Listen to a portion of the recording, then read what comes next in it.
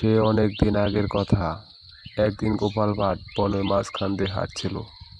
হঠাৎই তার সামনে এক সুন্দরী পরী এসে দাঁড়ালো আর বিনয় স্বরে বলতে লাগলো, গোপাল, আমাদের বাঁচাও, নয়তো ওই দুষ্টু ডাইনি আমাদের সবাইকে মেরে ফেলবে।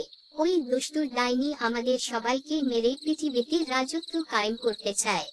গোপাল, শুধু তুমি পারো ওই দুষ্টু ডাইনির হাত থেকে আমাদের সবাইকে বাঁচাতে। গোপাল কি বলবে বুঝতে পারছিল না।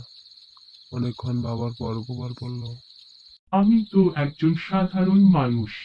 আমি কিভাবে ওই দুষ্টু ডাইনিটাকে মারবো? আমি যদি পারতাম তাহলে ওই দুষ্টু ডাইনিটাকে মারতে সাহায্য করতাম। হে পরী, আমি আপনাকে কোনো সাহায্য করতে পারবো না। দয়া করে আমাকে মাফ করবেন। আমি এখন যাই। এভাবে বলো না গোপাল, তুমি হলে আমাদের শেষ ভরসা। ওই দুষ্টু ডাইনিটাকে শুধু তুমি পারো মারতে। গোপাল আর কথা না বাড়িয়ে চলো পরিলোকে। পরিলোকের সব পরি তোমার জন্য অপেক্ষা করছে। এই বলেই গোপালকে নিয়ে পরীলোকের দিকে রওনা হলো। পরীলোকে যেতে হলে 7 সমুদ্র 13 নদী পাড়ি দিতে হবে, তারপরই পরীলোকে যাওয়া যাবে।